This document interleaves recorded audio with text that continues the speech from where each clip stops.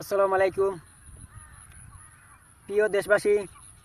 আমি এই বাংলাদেশে মাটিতে জন্ম করেছি বলে আমার এই শরীরে মুসলমানের রক্ত।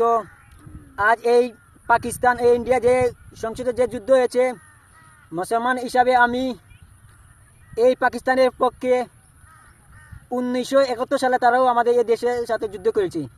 একটি দেশে একটি কারণে যতভাবে তারা শেষ পর্যন্ত তারা আত্মসমর্পণ করে আমরা এই বাংলাদেশ স্বাধীনতা অর্জন করেছি। এই বিষয় নিয়ে আমাদের কোনো হিংসা ভেদাভেদ নেই। আমি বলতে চাই, আমাদের এই মুসলমানের উপরে একটি আক্রমণ হলে এই ভারতীয় সরকারকে বলতে চাই, আর যেন পাকিস্তানের উপরে একটি হামলা হয় এই বাংলাদেশ থেকে আমি প্রতিবাদ করি এমন নিন্দা জানাই।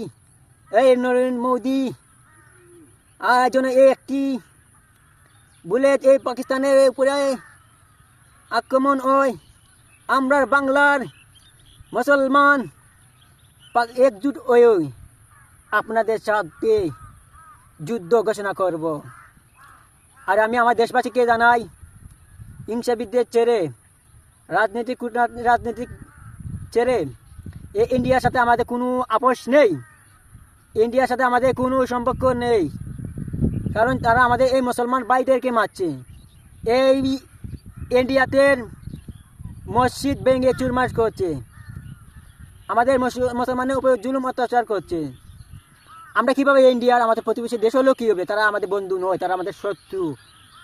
তারা 2022 সালে বন্যা দিয়ে আমাদের সিলেটকে পানি টলে দিয়েছে। তারা তো কদিন আগে আমরা দেখেছি এই সেম পাকিস্তানকে তারা আর কোনো লাগান দিয়ে তারা পারে না, তারা যুদ্ধ দিও তারা একটা জানে, তারাও বুঝছো বাঁধ ভেঙে দিও, তারা বন্যা দিয়ে পানি দিয়ে তারা আমাদেরকে দুর্ভোগ করে। তাই আমি বলবো, আমাদের এই পক্ষ দিতে হয়, আমরা পাকিস্তানের পক্ষ দিতে হবে, এই ইন্ডিয়া পক্ষ দেওয়ার দরকার নাই। নাস্তিকের পক্ষে আমরা মুসলমান কীভাবে দিব? এটা ইহুদি পক্ষে আমরা দিব না কোনো সময়। আমরা মুসলমানের পক্ষে দিব। পাকিস্তান একটি মুসলমান রাষ্ট্র, 100% মুসলমান রাষ্ট্র। তাই আমরা পাকিস্তানের পক্ষে। ইনশাআল্লাহ পাকিস্তানের জয় নিশ্চিত হবে ইনশাআল্লাহ।